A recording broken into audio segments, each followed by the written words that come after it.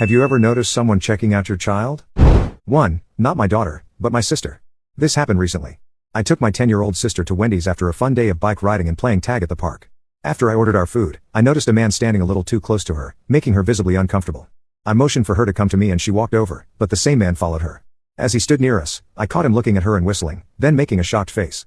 Being the outgoing person I am, I turned to him and yelled, "Are you checking out my 10-year-old sister?"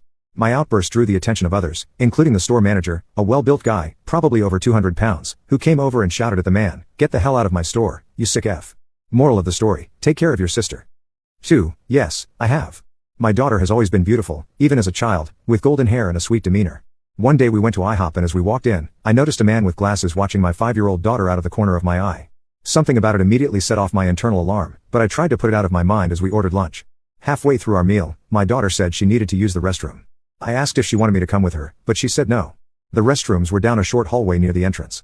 As she walked away, I noticed the same man get up and head toward the restrooms as well. I followed immediately. When I turned the corner, I saw him standing at a payphone.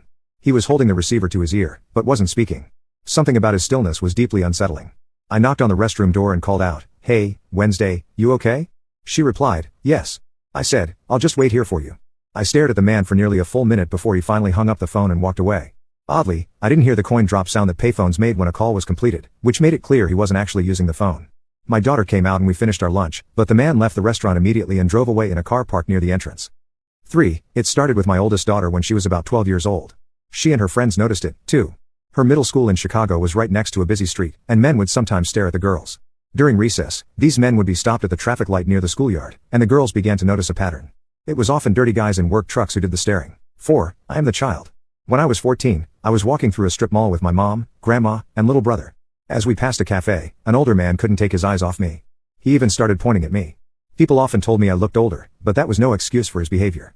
My mom noticed and loudly said, "All these old men looking at my child, not knowing she's 14. The man quickly turned away and stopped pointing. For anyone who might wonder, what I was wearing is irrelevant.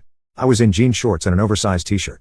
Blaming the victim or focusing on clothing only justifies the behavior of old creeps. 5. Yes, like me, my daughter developed early. She's curvy but thin, and though she wasn't a model type, her figure attracted attention, often unwanted. The first time I noticed it, we were walking on Orleans Avenue in New Orleans. She was 13 or 14 years old at the time, and a man in his late 30s driving a convertible blatantly stared at her. She had a womanly body, but if you looked at her face, it was obvious she was still a child. That day, I realized I needed to talk to her about how to handle situations like this and how to protect herself if the staring ever escalated. Unfortunately, the unwanted attention never stopped, even as she grew older.